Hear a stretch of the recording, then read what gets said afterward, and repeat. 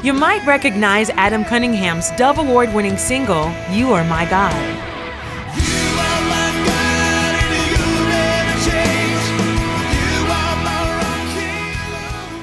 However, life hasn't always been award-winning for Adam. Adam became a Christian at a young age and even took part in his parents' musical ministry. Yet in his teens, Adam intentionally walked away from God. I got into drugs a little bit and just making some really bad decisions. And, you know, I wish every day that I wouldn't have done most of it. Adam got a job as a used car salesman. At 19, he married the girl he met at Bible camp, Amanda. He didn't really have any desire or sense of responsibility to come home to his family and, you know, spend time with us on a daily basis. I was a terrible husband, terrible father to our oldest child, who was the only one around at that time, and I was just a jerk. I mean, in every essence of the word, I was selfish, very selfish. Kind of alienated everybody from, you know, my life, and didn't really talk to him a lot. Really didn't have any interest in talking to him a lot because they kind of reminded me of what I didn't want to be anymore, a Christian. Amanda became pregnant with their second child. 3 months into the pregnancy, we found out through an ultrasound that our little baby had something called gastroschisis.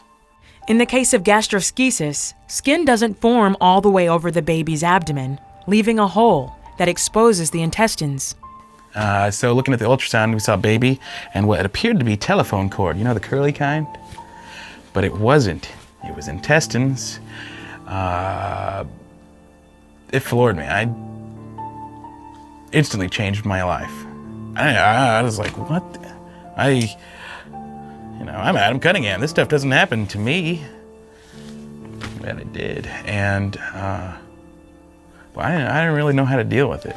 I was pretty naive about the whole situation. I think if I was to be pregnant with the baby now, I would be just freaking out for the next 6 months. But, you know, the nurses just told me how they would fix it and everything would be okay. 6 months later, Brock Addison entered the world at a surprisingly large 5 pounds. He was whisked off to surgery before either of his parents could hold him. With his wife in recovery, Adam was alone in the hospital waiting room. I didn't know what to do. I couldn't help my wife feel better. I couldn't fix my son. I prayed probably that day for the first time in a long time. I felt like an idiot. It all of a sudden hit me how much I had been failing my family up until this point. And I can joke around all I want. And I joke around a lot. But the fact of the matter is, when it all comes down to the end of the day, I was failing in every way possible. The person I could call on was God. I didn't want to. Like, I don't want to pray. Act like just like a bunch of hypocrites that I've seen in my life so far. But I did. Doctor come in 2 hours later to give us a progress report on how things were going. And he looks at us and says, I don't know how, but we've got it all back in. Remarkably, Brock left the hospital healthy, just 3 weeks later. If you ask me, that's when I became a true Christian. That's when I made a decision to follow God. That's when I made a decision to be a better husband, to be a better father, to be a better person. He just, decided that he wanted to change his life, decided he wanted to, try and figure out what God wants him to do. Adam moved his family to North Carolina for a fresh start. He picked up his guitar for the first time since he was a child. He'd always played with his family, and I really didn't know the extent of how much they played until he picked it back up. It was neat, to watch him be excited about something and to really see his heart involved in something. I started leading worship. Started at a small church in Mocksville, North Carolina. is the greatest church I've ever been a part of in my life. The people there completely put my faith back in Christians. Adam's name fell across the desk of two gentlemen in Nashville starting a music label.